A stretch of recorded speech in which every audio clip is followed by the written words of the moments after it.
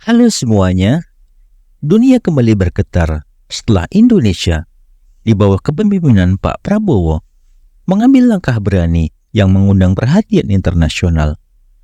Baru-baru ini, Prabowo Subianto mengajak seluruh rakyat Indonesia untuk bersikap tegar dan tak gentar menghadapi segala ancaman. Sebuah pesan yang makin relevan setelah Indonesia resmi bergabung dalam BRICS. Keanggotaan ini disambut baik oleh banyak negara.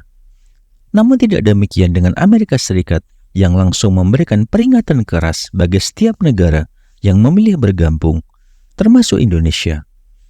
Menariknya, Indonesia menunjukkan ketegasan sikap yang mencerminkan karakter bangsa yang tidak goyah menghadapi intimidasi, melainkan justru makin kuat. Bagaimana kelanjutannya? Simak video ini hingga akhir. Namun sebelum melanjutkan, jangan lupa untuk subscribe terlebih dahulu channel ini agar tak ketinggalan info menarik lainnya. Tidak hanya itu, ancaman dari Amerika malah memicu dukungan yang semakin kuat dari Rusia. Presiden Rusia, Vladimir Putin, menunjukkan komitmen nyata untuk memperkuat kerjasama dengan Indonesia. Salah satu langkah awal yang mereka tempuh adalah mengirimkan 2 armada kapal perang Rusia ke Surabaya pada November mendatang. Pernyataan ini disampaikan langsung oleh Duta Besar Rusia untuk Indonesia, Sergei Tolsenov, yang juga menekankan pentingnya hubungan bilateral kedua negara dalam menjaga stabilitas kawasan. Kunjungan kapal perang ini tidak hanya simbolis, tetapi juga menandai momen bersejarah bagi kedua negara.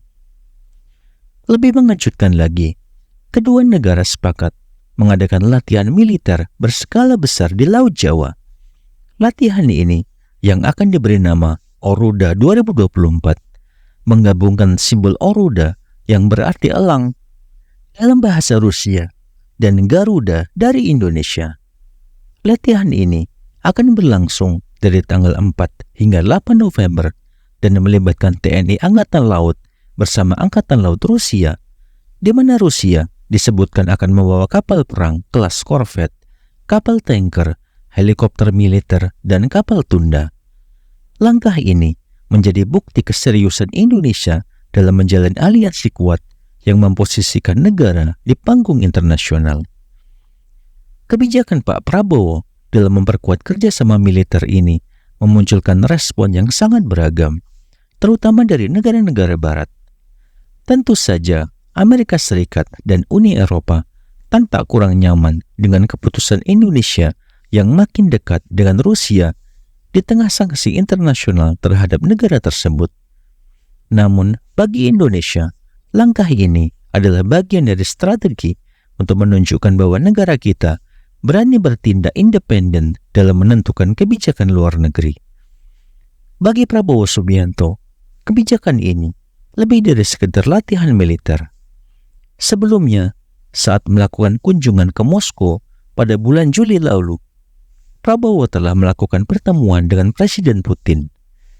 Diskusi antara keduanya membuahkan kesepakatan untuk mengadakan latihan gabungan ini, yang juga merupakan langkah konkret Prabowo dalam menjanjikan Indonesia yang lebih mandiri dan berani bersuara di kancah internasional.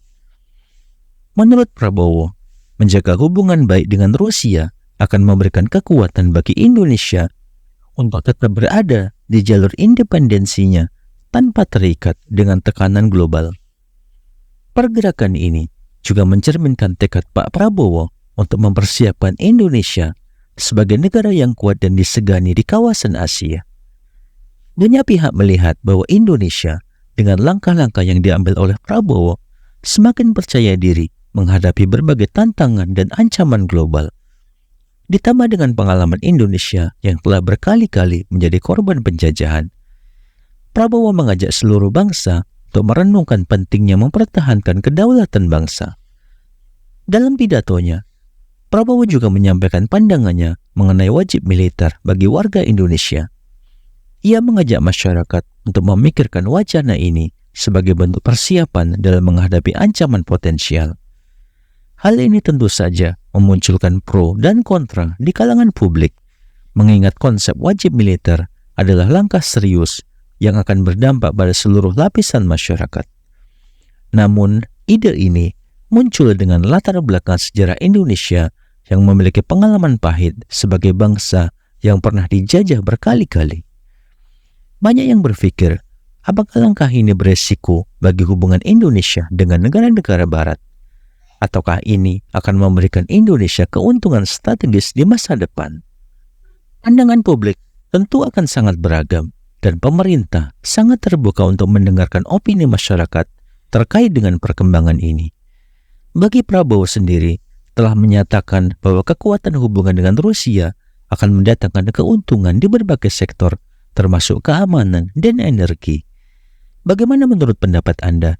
Silakan sampaikan di kolom komentar, dan sampai jumpa di video menarik selanjutnya.